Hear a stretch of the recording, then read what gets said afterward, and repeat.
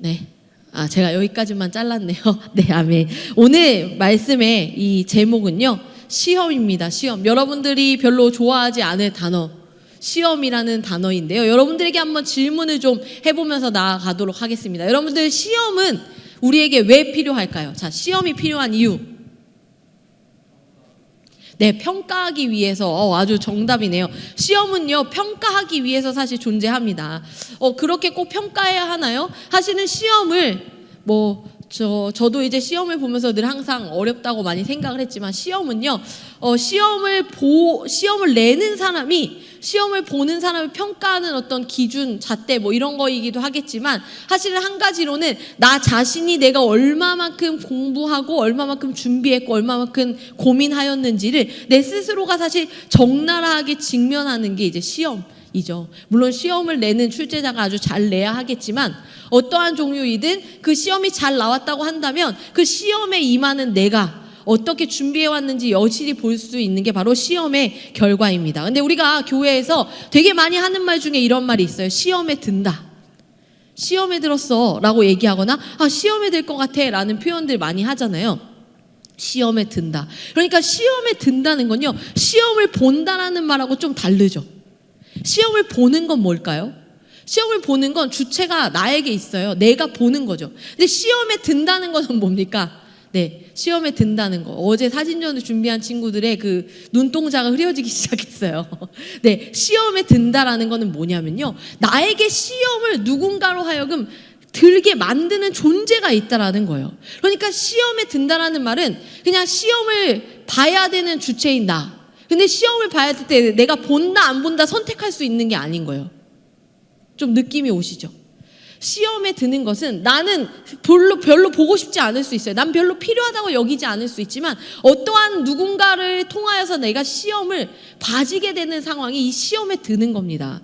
그렇다면 이 시험에 든다라는 이 우리가 교회에서 쓰는 말에서 이 시험, 또 우리 방금 우리가 말씀에서 읽었던 우리를 시험에 들게 하지 마시옵고의 이 시험이라는 것은요, 페이라스모스라는 말로 유혹을 의미하기도 하고, 또 한편으로는 이 말에, 이 단어에는 유혹과 시험이라는 두 가지 의미가 있어요. 뭔가 유혹은 약간 뭔가 부정적인 느낌이 나는다면, 시험은요, 부정적인 느낌이라기보다 좀 어려운 듯한 느낌이 나기도 합니다. 어쨌든 사탄이 사람들을 유혹하여 죄를 짓게 할 때도 이 단어를 씁니다. 우리가 사탄으로 하여금 시험을 받는다, 유혹을 받는다라는 표현들을 쓴다면, 우리가 하나님도 사람을 시험하시지 않나? 이런 성경의 여러 가지 이야기로 하나님도 사람을 시험하는 것 같은데, 그러니까 시험이라는 것이 들게 하는 어떠한 존재가 사탄일 수도 있고 하나님일 수도 있는 건가? 이렇게 생각할 수 있습니다.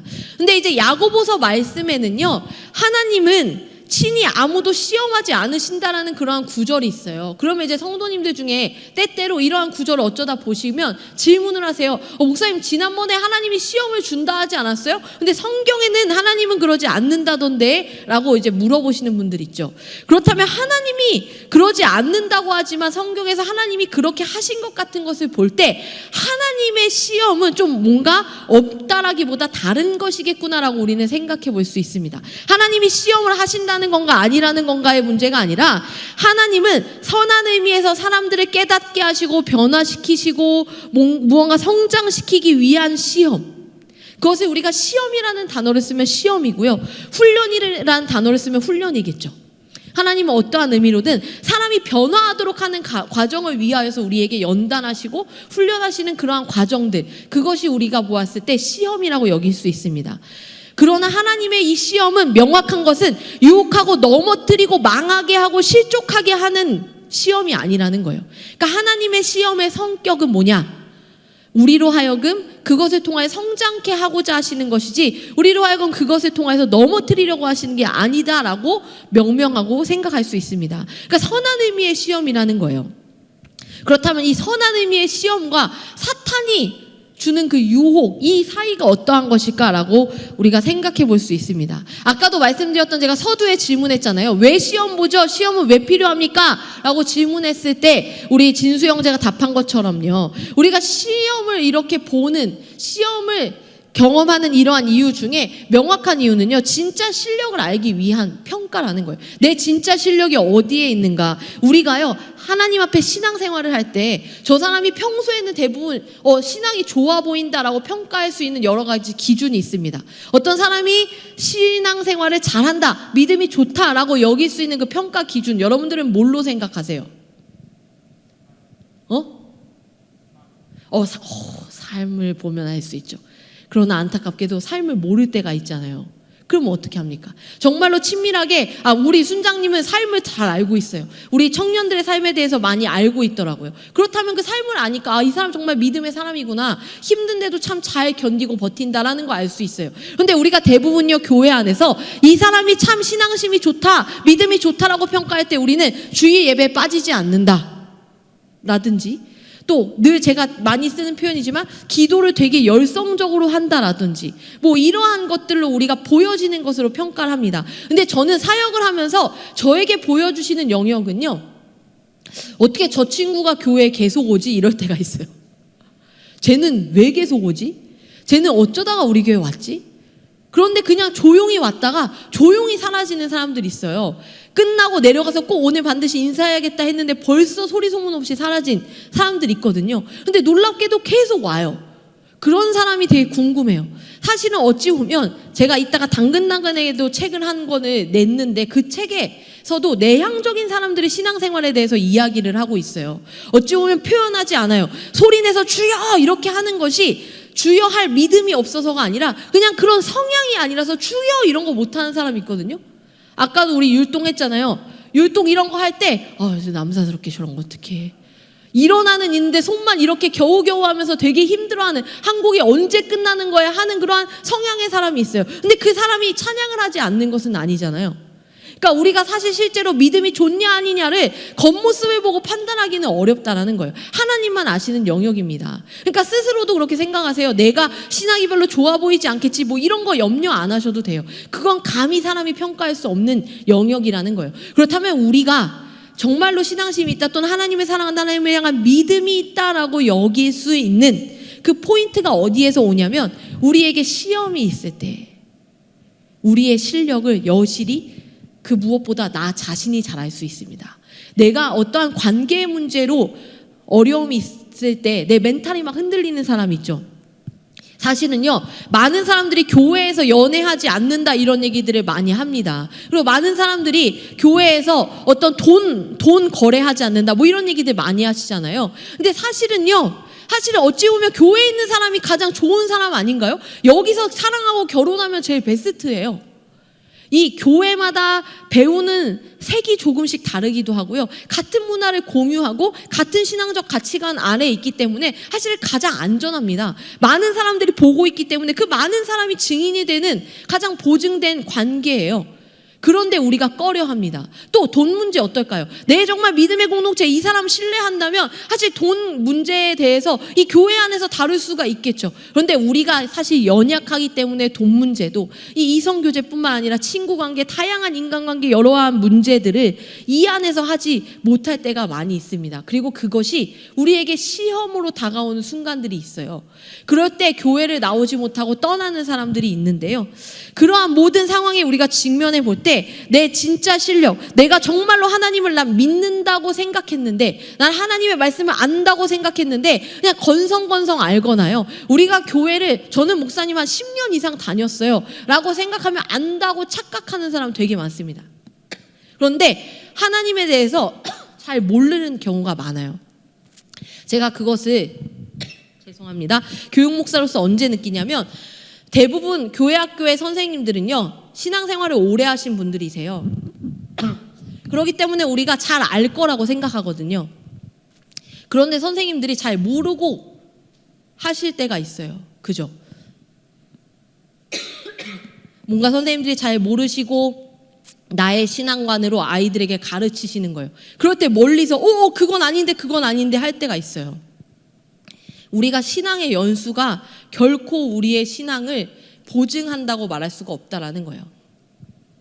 그렇다면 반대로 내가 1년이 됐든 뭐 1개월이 됐든 하나님 앞에 내가 정말로 진지하게 고민하고 서 있다면 내가 아는 것이 진짜일 수도 있다라는 거예요. 그래서 우리는 잘 모릅니다. 그러나 우리가 알 수 있는 순간은 우리에게 이 시험이 왔을 때, 아브라함에게 이 시험이 있었어요. 언제가 아브라함에게 찾아온 시험일까요? 맞습니다. 이삭입니다. 아브라함이 100세 때 하나님의 아들 이삭을 주셨습니다. 아브라함은 너무너무 그 아들을 기다렸어요. 성경에 있는 이 100살이 지금 우리가 살아갈 때의 100살하고 좀 느낌이 다를 수는 있겠지만 어쨌든 그렇게 이르지 않은 상당히 늦은 나이에 귀한 하나님이 그 귀한 자녀를 주셨습니다. 그 자녀를 기다렸어요. 근데 하나님이 이삭을 번제로 드리라고 하나님이 명령하셨습니다. 아주 가혹하죠. 잔인합니다. 저는요, 이 말씀을 항상 들을 때 더 어렸을 때는요, 어떻게 생각했냐면 참 하나님이 이상하시다 이런 생각했어요. 좀 치사하신가 이런 생각했습니다. 하나님 앞에 죄송하지만 뭐냐면 하나님이 우리가 이런 생각하지 않으세요? 내가 하나님보다 더 사랑하면 하나님이 싫어할 것 같아. 그래서 하나님이 나보다 더 사랑하는지 아닌지 시험해 보려고 이삭을 바치라고 하는 거야 라고 우리가 이 말씀을 생각하면요, 사실은 뭐 어느 정도 이해는 하겠어요. 하나님의 말씀, 하나님의 입장을 이해하겠어요. 이 세상 그 무엇보다 하나님을 가장 사랑하고 하나님 앞에 있어야 한다는 그 얘기는 알겠어요. 그런데 심정적으로 그렇게 이 말씀을 보면 마음이 그렇게 잘 와닿지는 않는 것을 느낍니다. 하나님, 굳이 하나님 사랑하는 걸 이렇게 판단하실 필요가 있습니까? 하나님이 이삭을 번제로 드리라고 하셨잖아요. 완전 불살르는 거예요. 그 잔인한 일을 아버지가 직접 하는 겁니다. 100살까지 기다려 낳은 아들을요. 말도 안 되는 일이잖아요.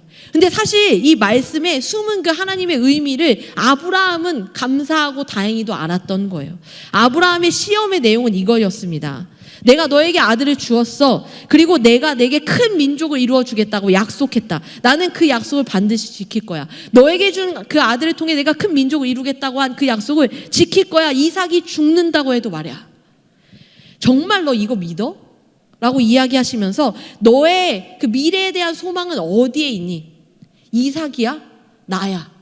너의 소망이 어디에 있어? 너 무엇을 바라보고 살아가니? 이삭을 바라보고 살아가니? 나를 바라보고 살아가니? 이것은 비교의 영역이 아니에요. 하나님이 이삭이 좋아, 내가 좋아, 밸런스 게임 하시는 게 아니에요. 하나님이 하신 이 질문은요, 이삭이 아니고 나의 선택해, 이러한 시기와 질투의 선택에 대한 얘기를 하시는 게 아니라 너와 이삭의 삶이 평생토록 안전하고 온전하고 선하게 내가 계획하고 이 땅 가운데 존재하게 하여 인도한 그 방향대로 살려고 한다면 어떠한 것에 소망을 두고 살아갈 때 너뿐만 아니라 너의 그 피 같은 자식인 이삭까지도 안전할 수 있냐는 거야. 그게 누가 너에게 소망이 되어야 한다는 거야 라고 물어보시는 거예요. 거기에 아브라함이 깨닫는 거예요. 그 산에 오르면서 그래, 하나님이시지.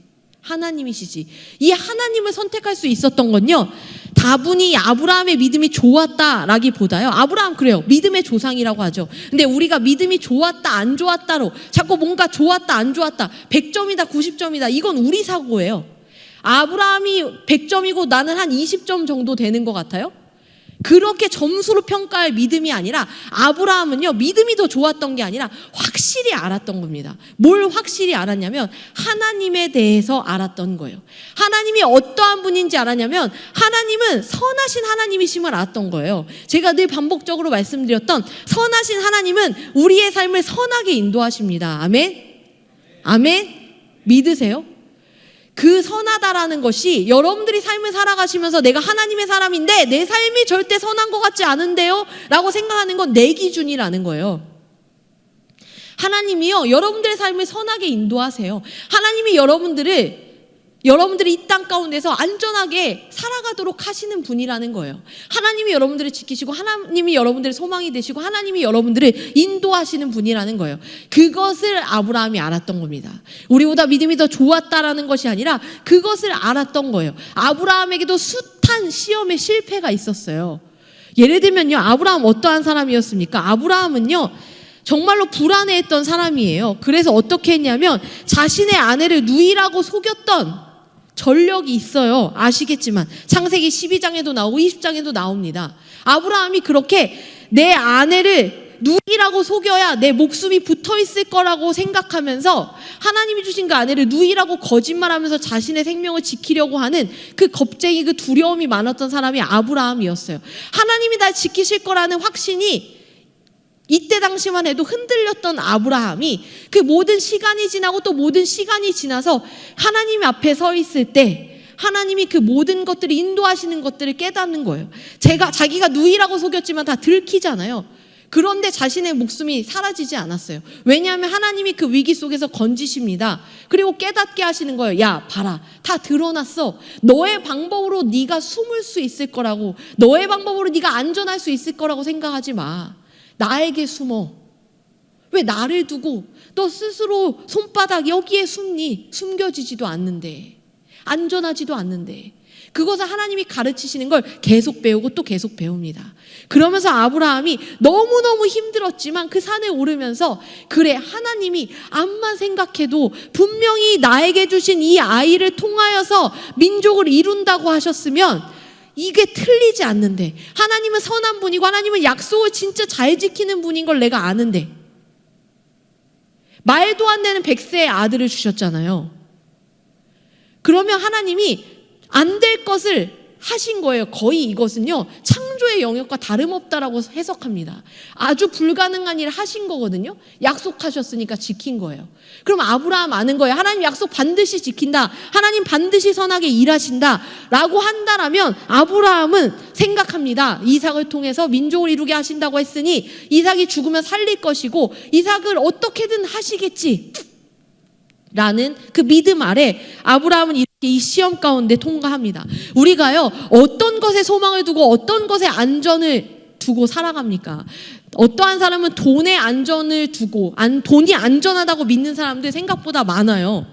팀 켈러 목사님이 쓰신 책에도 보면요, 그 돈이 우상이 되는 거예요. 돈이 우상이 되는 건 돈만 있으면 돼, 돈만 있으면 돼, 이게 아니라요, 계속해서 내가 물질적인 안정을 채우지 않으면 불안해. 그건요, 죄송하지만요, 돈이 우상인 거예요. 돈이 하나님의 자리에 돈이 가 있는 겁니다. 하나님은 오늘 이삭이냐 나냐 이런 것 같은 이 시험에서 사실은 이삭을 믿고 이삭을 따라서 소망을 두고 살아가냐, 이 아들이면 너의 인생이 됐니? 아니면 나에게 소망을 두고 살아갈 거니? 라고 질문하셨던 대로 돈이 너에게 소망이 되니? 아니면 내가 너의 삶의 소망이니? 그래, 지금 너 잠깐 가난해, 너 지금 물질적으로 안정적이지 않지, 이렇게 계속 언제까지 살까 불안하지.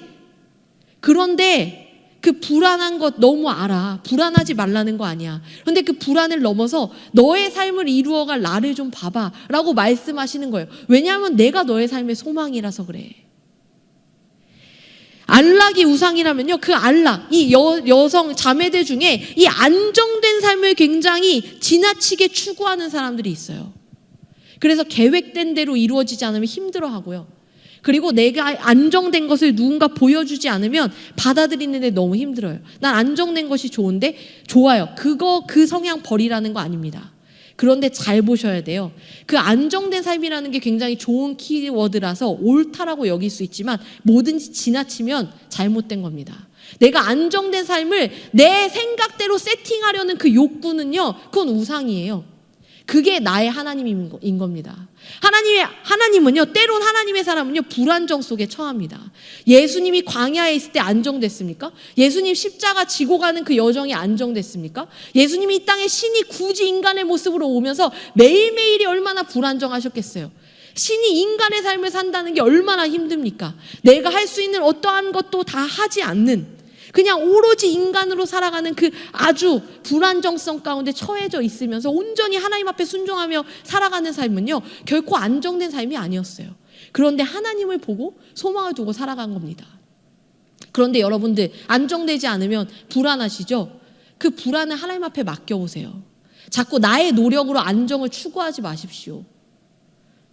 내가 내려놓는 순간 하나님이 안정되게 하십니다. 내가 아등바등하면서 내 시간을 내가 계획하려고 하고, 내 물질을 계획하려고 하고, 나의 인간관계를 계획하려고 하고, 나의 1년을 계획하려고 하는데 그 계획이 무너질 때 멘탈이 나가는 거, 그것을 좀 내려놔 보라는 거예요. 그리고 또 어떻습니까? 가족과 친구의 인정 같은 것들이 우상이라면요, 거절당할까 봐 늘 두려워하고 초조하죠. 어떠한 것이 하나님의 자리에 있을 때 우리는 자꾸 하나님이 아니라 그것들의 소망을 둬요. 사람들의 말 한마디에 소망을 두고 살아갑니다. 그러나 사람들이 아무 말도 해주지 않는데 하나님이 나를 보고 있다라는 그 위로가 나에게 소망이 될 수 있을 때, 그때는요, 사람들이 인정해주지 평생 않을 거야 이 얘기가 아니라요, 하나님께 소망을 두고 살아갈 때 우리는 하나님이 사람들이 인정하든 안 하든 흔들리지 않고 내 안에서 건강한 정체성으로, 자존감으로 살아갈 수 있습니다. 하나님이 말씀하시는 건 그거예요. 하나님의 사람이 이 땅 가운데 어떠한 것이 있고 없음 때문에 인생이 흔들리기를 바라지 않으세요. 여러분들 잘 아는 찬양 있잖아요. 이 세상의 부요함보다, 이 세상의 좋은 친구보다, 나의 꿈을 이루는 것보다 더 귀한 분. 이 찬양을 아주 신나게 리듬 타면서 흔들면서, 근데 이렇게 흔들면서 부를 찬양이 아니에요. 정말로 이 세상의 부요함보다, 이 세상의 좋은 친구보다, 나의 꿈을 이루는 것보다 더 귀한 분이 정말로 하나님이십니까? 그러면 그 귀한 분을 위해 살아가면 되는 거예요. 그 귀한 분이 나를 당신보다 더 귀하게 여기시니까. 그래서 이 땅 가운데 예수를 보내셨잖아요. 그렇기 때문에 우리는 그분 앞에 살아갈 수 있는 겁니다. 히브리서 11장 17절에서 19절 말씀에 이렇게 나옵니다. 아브라함은 시험을 받을 때에 믿음으로 이삭을 드렸으니 그는 약속들을 받은 자로 돼 그 외아들을 드렸느니라. 그에게 이미 말씀하시기를 내 자손이라 칭할 자는 이삭으로 말미암으리라 하셨으니 그가 하나님이 능히 이삭을 죽은 자 가운데서 다시 살리실 줄로 생각한지라. 비유컨대 그를 죽은 자 가운데서 도로 받은 것이니라. 아브라함이 이렇게 했던 거예요. 이 시험을 통해 아브라함은 무엇을 봤냐면 내 안에 있는 믿음의 실체를 보게 되었습니다. 내가 생각했던 것보다 더 훨씬 컸어요. 여러분들은요, 어떠한 사람은요, 생각했던 것보다 시험이 있을 때 내 생각보다 믿음이 덜할 수도 있지만 자꾸 덜할 거라고 생각하거든요. 근데 생각보다 어떠한 상황에 직면했을 때 내가 하나님 앞에 서 있는다면 그것은 내 믿음의 실체가 그거예요. 아, 내가 하나님을 사랑하고 신뢰하고 있구나. 그리고 그것을 붙들면서 나아가는 겁니다. 그렇게 하나님 앞에 서 있는 나를 발견할 때, 그리고 내 앞에 계신 하나님을 발견할 때 우리의 삶이 무언가 어떠한 안정되어 있지 않은 그 구조 속에서도 안정되고 선하다라는 것을 경험할 수 있다는 겁니다. 그런데 똑같이 시험이 있었습니다. 어떠한 시험이냐? 에덴 동산에서의 시험이에요. 에덴 동산에서 선악을 알게 하는 나무의 열매를 먹지 말라라고 명하신 것도 어찌 보면 이런 종류의 시험입니다. 하나님은 동산 모든 나무의 열매를 주시고 나서 다 하나의 열매만 금하셨습니다. 아브라함에게 주신 시험과 사실 본질상 다른 것이 아니에요. 그런데 하나님이요, 이유를 알려주지 않으세요. 우리가 삶을 살아갈 때 하나님이 이유를 알려주지 않으실 때가 있잖아요. 왜 그러는 건데? 도대체 이유를 좀 알려주시면 좋겠어. 뭐 이렇게 화날 때 있지 않으세요? 저도 그런 적 많거든요. 선악과 먹지 말라고 할 때 하나님이 이건 이래서 그런데 이걸 먹으면 이렇게 될 거거든. 그러니까 진짜 먹지 마. 너 진짜 후회할 거야. 이렇게 얘기하지 않으시고 먹지 마. 다 먹고 그거는 먹지 마. 이렇게 얘기를 하셨어요. 이유를 딱히 설명하지 않으셨습니다. 그런데 이것은요, 사실 어떠한 의미냐면 나를 신뢰하라는 의미예요. 나의 성품을 보고 내가 어떠한 존재인지 보고 내가 너희에게 선을 행한다는 것을 믿어라. 이유를 알지 못하겠지만 순종해라 라고 말씀하신 겁니다. 내가 이것을 안 먹게 하는 것이 너에게 손해를 끼치려는 것이 아니고, 이것을 안 먹으면 네가 불완전한 존재가 되는 것이 아니라 네가 더 못한 존재가 돼서 오로지 나밖에 없이는 못 사는 그러한 존재로 만들려고 내가 너를 조정하려고 그러는 것이 아니라 그냥 나는 선한 너의 하나님을 믿고 이유와 상관없이 그냥 나를 신뢰하며 먹어야 할 것들을 먹고 먹지 말아야 할 것들을 먹지 말고 그냥 나와의 그 신뢰 관계 가운데 있어라라고 얘기하셨어요. 그런데 이때 누가 등장하죠? 뱀. 아까 말씀했습니다. 시험이 있고 유혹이 있다고. 뱀이 나타나요. 사탄이 나타납니다. 그리고 얘기하죠. 선악과를 먹지 말라고 했다며? 라고 얘기한 게 아니라 동산 모든 나무의 열매를 먹지 말라고 했다며? 이렇게 이야기한다라는 거예요. 의심이 들어가는 겁니다. 사실 그건 사실이 아니잖아요. 그러면서 얘기하는 거예요. 야, 잘 봐봐. 선악과를 왜 먹지 말라고 했어? 그거 왠지 뭔가 부당하지 않니? 하나님이 뭔가 너를 사랑하지 않는 것 같지 않니? 하나님이 뭔가 너에게 좀 덜 줘가지고 네가 계속 목매달게 하려는 것 같지 않니? 너를 계속 자기 아래에 두고 괴롭히려고 하는 것 같지 않아? 그치? 그런가? 맞아. 이유가 딱히 없는데? 그리고 봤을 때 못 먹을 것 같지도 않아. 너무 맛있게 생겼는데? 왜 먹지 말라는 거지? 뭐야? 하나님이 치사하네. 뭐가 있네. 이러한 생각을 갖게 하죠. 그러니까 먹어. 너 하나님처럼 될까 봐 그래. 그러니까 그 순간 그것을 먹습니다. 하나님이 시험하실 때 사탄도 즉시 찾아와 유혹합니다. 이것이 사탄의 시험입니다. 어떻게든 하나님을 신뢰하지 못하고 하나님과의 관계를 깨트리는 것이 사탄이 출제하는 시험의 목적이고요. 하나님이 출제하는 시험의 목적은 어떠한 상황과 환경에서도 하나님을 바라보고 하나님을 향한 신뢰를 가지고 살아갈 수 있는 사람으로 세워가는 것이 하나님의 시험의 목적입니다. 철저히 다르죠. 더 아주 쉽게 말하면 나를 살리려는 시험이고 나를 죽이려는 시험이라는 거예요. 그런데 우리가 참 많은 순간 이 나를 살리려는 시험을 포기합니다. 시도조차 하지 않아요. 그래서 그냥 나의 방법, 나의 계획대로 해보다가 포기하다가 짜증내다가 실패하다가 우울해하다가 말아버리고요. 나를 넘어뜨리는 이 시험에 굉장히 잘 걸려서 넘어져서 내 멘탈이 다 흔들려요. 사실 이 지구에는 아무 문제 없는데 하루아침에 나에게 뭐라고 한 사람이 나의 삶을 망가뜨리기도 하고요. 그리고 하루아침에 어떠한 돈의 문제로 내가 갑자기 이 세상 가운데서 가장 불안정한 사람이 된 것 같기도 합니다. 그렇게 하루아침에 나의 삶은 여전히 그대로인데 그냥 아무 문제 없는 것 같은데 아주 작은 문제 하나가 성을 무너뜨리는 것 같은 경험들을 하게 된다는 거예요.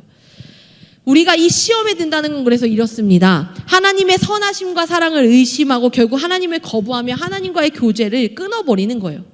그런데 시험에 들지 않으려면 어떻게 해야 한다는 거냐? 고난이 있고 괴로움이 있을 수 있습니다. 때로는 답답할 수 있어요. 그런데 도저히 하나님이 이해되지 않는데 하나님을 신뢰하기로 결정하는 겁니다. 그게 바로 시험에서 이기는 겁니다. 우리가 시험을 얼마나 힘들어하는지 그 일을 우리 예수 그리스도께서는 다 아세요. 사실은 모르는 영역을 신이 해보지도 않은 걸 말하는 게 절대 아닙니다. 여러분들의 부모님들이요, 여러분들에게 늘 이미 다 겪어보신 거, 이미 다 해보신 것을 말씀하시는 거예요. 야, 내가 해봤는데 정말 힘들더라. 아팠어. 물론 그 말이 옳은 것은 아닐 수도 있습니다. 내가 하면 다를 수도 있죠. 근데 하나님이 해본 영역은 달라요. 이 예수께서 이 땅에 오셔서 우리의 모든 마음을 아신다는 것은 그냥 전능하시기 때문에 그 정도가 아니라 그분 역시 시험을 친히 당하셨기 때문입니다. 지난번에도 말씀드린 것처럼 이 주기도문은 우리의 기도예요. 우리의 기도. 예수님이 우리에게 가르쳐 주셨을 뿐만 아니라 예수님이 하나님한테 하신 기도예요. 그러니까 이 기도의 포함은 예수님의 기도가 포함되어 있다는 거예요. 근데 우리를 시험에 들게 하지 마옵시고라고 이야기하셨습니다. 예수님 자체도 이 시험 가운데 늘 항상 계셨다라는 거예요. 히브리서 2장 18절 말씀에 이렇게 이야기합니다. 그가 시험을 받아 고난을 당하셨은즉 시험 받는 자들을 능히 도우실 수 있느니라. 한 절만 더 볼게요. 4장 15절입니다. 우리에게 있는 대제사장은 우리의 연약함을 동정하지 못하실 이가 아니요 모든 일에 우리와 똑같이 시험을 받으신 이로되 죄는 없으시니라. 죄는 없으세요. 근데 그것 말고 다 우리랑 똑같은 삶을 사셨어요. 친히 인간으로, 인간인데 다른 치트키가 예수님한테만 장착되어 있어서 여차하면 그거 꺼내 쓸 수 있었던 게 아니라 그냥 똑같이 우리와, 그리고 우리보다 더 힘든 삶을 사셨습니다. 시험을 받으셨어요. 공생의 시작부터 사탄의 시험을 받으셨습니다. 그래서 광야에 가셨잖아요. 사탄으로 하여금 시험을 받았어요. 근데 이렇게 광야로 간 것은요, 사실 하나님께서 예수님을 광야로 모르셨습니다. 성부께서 예수님을 시험했고 동시에 사탄은 유혹했습니다. 그런데 승리하셨어요. 넉넉히 이기셨습니다. 왜냐? 하나님을 신뢰하기 때문에, 하나님을 알고 있기 때문에, 하나님을 사랑하기 때문에, 하나님을 믿었기 때문에 예수님은 그것들을 말씀으로 물리칠 수 있었어요. 굶주림과 목마름 속에 있었습니다. 40일을 금식하셨어요. 광야에서 상당히 고독했습니다. 뿐만 아니라 낮에는 뜨겁고 밤에는 영하의 추위에 시달리면서 그 정말로 어려운 상황 가운데 승리하신 거예요. 여러분, 고독하다는 거, 여러분 주변에 아무도 없다는 거예요. 여러분, 아무것도 못 먹어요. 아주 기본적인 욕구가 채워지지 않는 상황입니다. 너무 춥고 또 너무 덥습니다. 우리 너무 더울 때 짜증나죠? 너무 추울 때 힘들지 않아요? 너무 외로울 때 너무 슬프고 힘이 없어지잖아요. 그 모든 없는 상황을 오로지 겪은 채 그 시험이 찾아왔을 때 통과하셨다라는 거예요. 어떤 한 작가가 이러한 글을 썼습니다. 그분은 자신이 당하지 않은 일이라면 그 무엇도 인간에게 요구하지 않는다. 귀찮은 가사에 쓰러질 정도로 힘겨운 노동, 돈의 부족으로 인한 최악의 고통, 치욕, 패배, 절망, 그리고 죽음에 이르기까지 인간의 모든 경험을 몸소 겪어보았다. 그는 사람이었을 때에 온전히 오롯이 사람의 역할을 했다. 가난한 가운데 태어나 불명예스럽게 죽었다.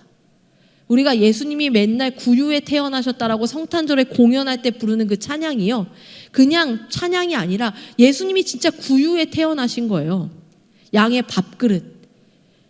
그곳에서 예수님이 태어나셔서 어떠한 사람도 상상할 수도 없는 그 치욕스러운 십자가 벌거벗기고 온전히 다 살이 다 찢겨지고 피가 흐르고 침뱉음 당하고 모욕을 당하는 많은 사람들이 눈앞에서 악플을 막 달아대는 그 자리에서 죽으시는 그 불명예를 겪으신 거예요. 우리보다 덜 겪으시지 않았습니다. 그렇기 때문에 우리에게 그 시험, 우리가 시험을 견딜 때 얼마나 어렵고 힘든지를 아신다라는 거예요.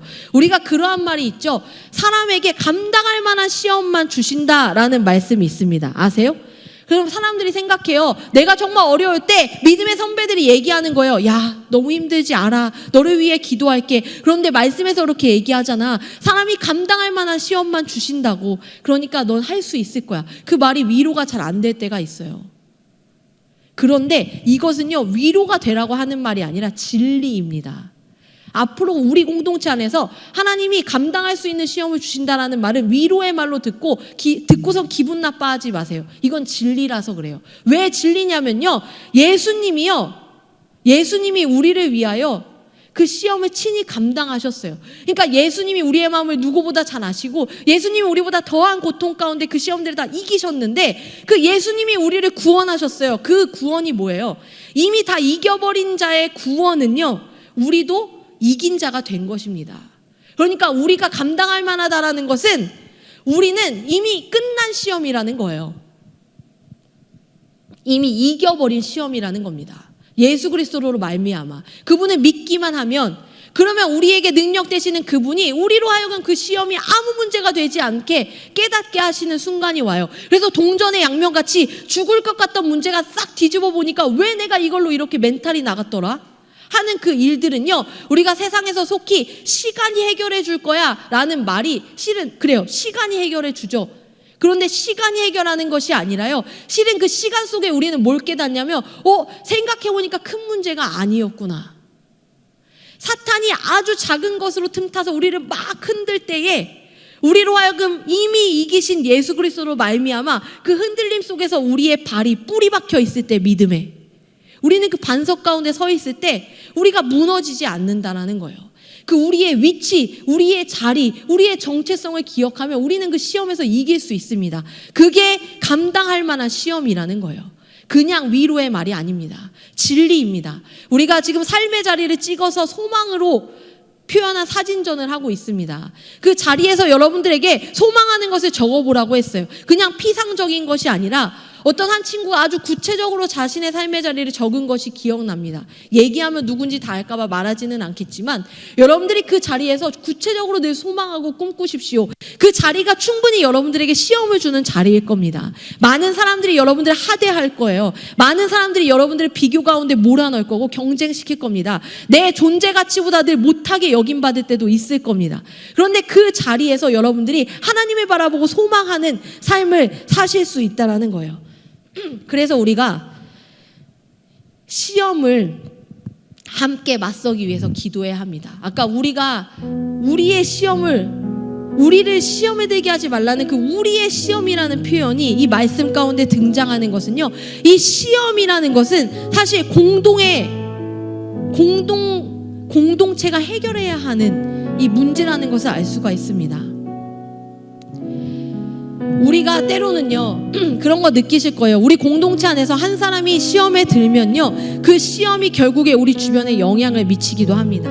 그래서 우리는 우리 서로를 위하여 기도하고 서로의 시험을 위해서 함께 같이 기도하는 것이 중요해요. 내가 시험에 있을 때도 기도를 요청할 뿐만 아니라 나는 지금 너무나도 평안하다고 기도할 것이 없는 것이 아니라 그럴 때에 지금 시험 가운데 마구마구 흔들리고 있는 이 사람을 위해 기도해 주는 거예요.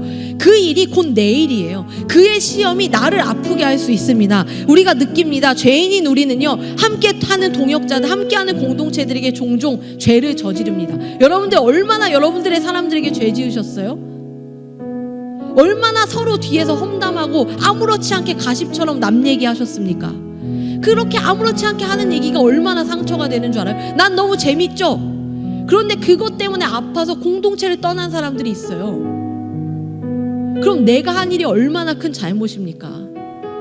나는 내 성향이 누구 낱말하고 누구에 대해서 안 좋게 이야기하는 게 나에게 습관화되어 있는 사람이 있어요. 그것은 잘 보세요. 내 기저에 내가 감당하지 못한 나의 상처나 어떠한 연약함이 자꾸 누군가를 찌르는 일입니다. 그것은 나의 시험거리로 다른 사람을 시험에 들게 하는 일이라는 거예요. 그럼 이 일을 보는 제3자는 어떻게 해야 합니까? 이 둘 중에 누가 잘했는지 못했는지 판단하고 편들어주는 게 아니라는 거예요. 교회에서는 편들어주기가 답이 되지 않습니다. 교회에서 해야 할 일은 하나예요. 우리로 하여금 함께 시험에 들지 않도록 하나님 또한 시험 가운데 있을 때 넉넉히 승리하도록 기도하는 것이 우리가 해야 할 일이라는 거예요. 우리가 로마서 12장 15절 말씀에 이렇게 이야기합니다. 즐거워하는 자들과 함께 즐거워하고 우는 자들과 함께 울라. 이것은요 정말 어려운 거예요. 즐거워하는 자들과 함께 즐거워하는 것, 내가 내 삶이 즐겁지 않을 때 누군가가 잘 되는 삶을 보고 같이 즐거워해 주는 거 진짜 어려워요. 저 목사여도 어려워요. 제가 잘 됐다고 어려워요. 제가 교육부 사역을 계속 해오면서 저의 더 어린 시절에 제 안에 있었던 시험이 뭐였냐면 다른 부서가 잘 되는 거예요. 그것을 경험할 때 굉장히 시험되더라고요. 그래서 계속 생각하는 거예요. 아, 저 사역자가 잘해서 잘 되는 게 아니야. 저기는 교사가 너무 튼튼하더라고. 나는 내가 잘하는데 우리 교사가 너무 어렵잖아. 뭐 이런 식을 생각하면서 자꾸 비교하는, 그렇게 누군가가 잘 되고 기뻐하고 축복을 받을 만한 일에 우리가 함께 즐거워해 준다는 게 어렵습니다. 우리의 시기심 때문에. 반대로 우리가 슬퍼하는 우는 자들과 함께 우는 것도 어려워요. 공감해 줄 수 있죠. 힘들겠다. 그리고 그 자리 떠나면 완전히 잊어버리고. 그죠? 저는 그럴 때가 있어요. 우리 공동체 안에 어떠한 어려운 일이 있을 때 인스타그램에 뭔가 좋은 일 올리고 싶을 때가 있는데 그걸 참고 기다릴 때가 있어요. 되게 별거 아닌 일인데 기다리죠. 내가 기다리는 거 모를 수도 있어요. 그런데 그 친구가 지금 힘들어하고 있는데 나는 잘 살고 있다는 사진을 올리는 게 미안해서 안 올리는 때가 있는 거예요. 우는 자들과 함께 온다라는 거 잠깐의 그냥 공감, 듣기 좋은 말로 위로하고 토닥여주는 거 아니고요. 아주 지속적으로 그 사람의 아픔에 함께 하다가 지칠 수도 있어요. 이 상처와 아픔이라는 게 그렇게 금방 해결되지 않거든요. 그래서 내 힘으로 적당히 좋은 사람으로 어느 정도 있으려고 시도하는 교만함 말고요. 때로는 내가 곁에 갈 수 없으면 그냥 멀리서 기도만 계속 하고 있어도 돼요. 옆에 가서 좋은 사람인 척 잠깐 하다가 지쳐서 떨어지지 마시고요. 아, 걔는 늘 힘든 얘기만 하더라. 걔랑 얘기하면 내가 힘들어지는 것 같아. 이럴 거면 다가가지 마세요. 그냥 멀리서 기도해 주는 거예요. 그런데 만약 내가 다가갔다면 힘들어도 포기하지 말고 계속 기도해 주세요. 함께 있는 거예요. 하나님 앞에 함께 같이 서는 겁니다. 내 고통에 진심으로 주목하는 사람이 존재한다는 사실을 확인하는 것이 치유의 시작이라고 어떤 한 의사 선생님이 이야기하시는 글을 보았습니다. 여러분들이 그러한 존재가 되는 거예요. 우리에게 그것이 가능한 이유, 시험받은 자들을 위해서 기도하시는 예수님이 있습니다.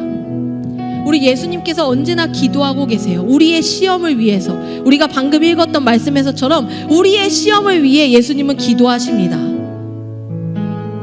예수님은 홀로 그 광야 가운데 홀로 고독해지시고 홀로 십자가의 길을 가시는 이유는 예수님으로 하여금 우리를 주시기 위해서요.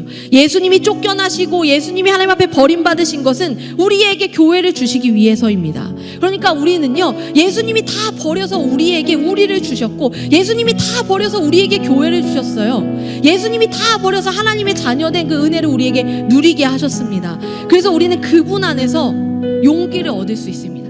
그분 안에서 시험을 능히 이길 수 있다는 믿음을 갖는 거예요. 그분 안에서, 그분의 그 강력한 사랑 안에서 우리는 살아갈 수 있습니다.